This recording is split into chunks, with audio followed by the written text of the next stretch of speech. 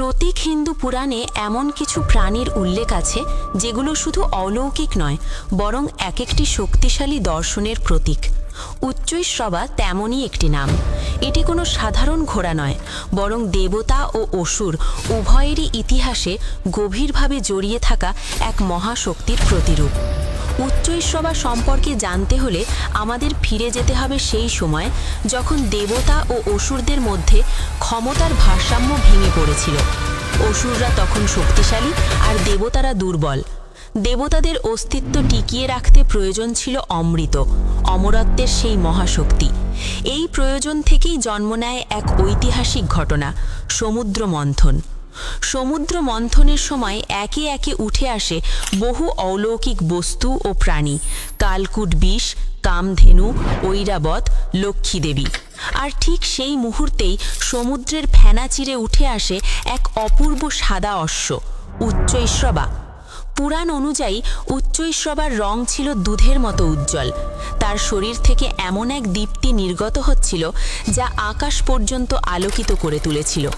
এটি ছিল এমন এক ঘোড়া যার গতি বাতাসের থেকেও দ্রুত, আর যার শক্তি সাধারণ জীবের কল্পনার বাইরে। কিছু পুরাণ গ্রন্থে বলা হয়েছে উচ্চৈঃশ্রবার 7টি মাথা ছিল।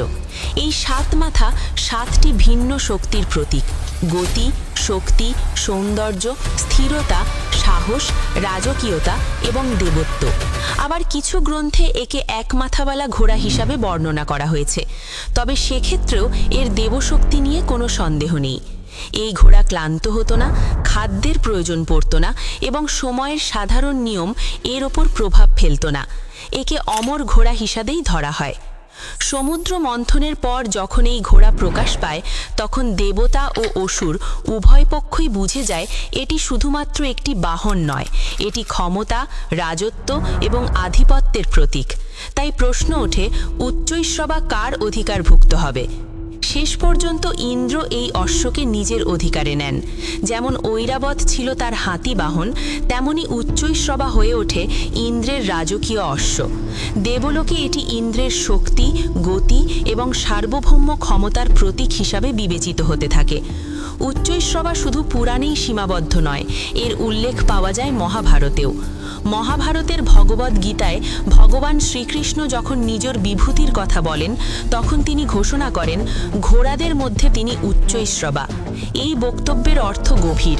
এখানে উচ্চৈঃশ্রবা কোনো নির্দিষ্ট প্রাণীর চেয়ে অনেক বড় একটি ধারণা। এটি বোঝায় যে যে কোনো শ্রেণীর মধ্যে যখন সর্বোচ্চ শ্রেষ্ঠত্বের কথা বলা হয়, তখন উচ্চৈঃশ্রবার নাম স্বয়ংক্রিয়ভাবে উঠে আসে। যেমন মানুষের মধ্যে শ্রেষ্ঠ পুরুষ, অস্ত্রের মধ্যে শ্রেষ্ঠ অস্ত্র, দেবতাদের মধ্যে শ্রেষ্ঠ দেবতা, ঠিক তেমনি ঘোড়াদের মধ্যে শ্রেষ্ঠ হল উচ্চৈঃশ্রবা। এই কারণে উচ্চৈঃশ্রবা হিন্দু দর্শনে কেবল বাহন নয়, বরং এক ধরনের আদর্শ। এটি শেখায় যে বিশুদ্ধতা, শক্তি ও নিয়ন্ত্রিত ক্ষমতা একত্রিত হলে তা দেবত্বের পর্যায়ে পৌঁছায়।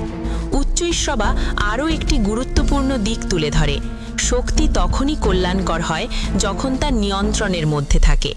ইন্দ্রের মতো দেবতার অধীনে থাকার কারণেই এই ঘোড়া সৃষ্টির ভারসাম্য রক্ষায় সহায়ক ছিল।